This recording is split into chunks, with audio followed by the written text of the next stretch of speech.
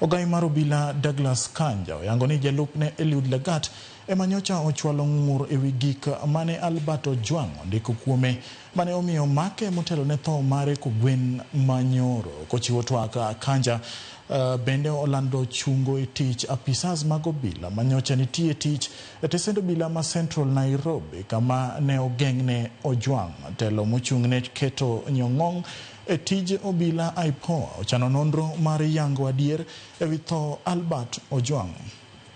Let me put it this way. The reasons as to why the late Ojwang was arrested, together with a few others, is because there was a complaint that had been launched by the DIG KPS about his name being tarnished. So it is on that basis that investigations were actually being carried out, because he also have got a right to be protected by the same law. We have received the information about the death from the IG, and we have commenced our investigations in accordance with the law. And we want to assure, I watched the Ojwang on TV crying.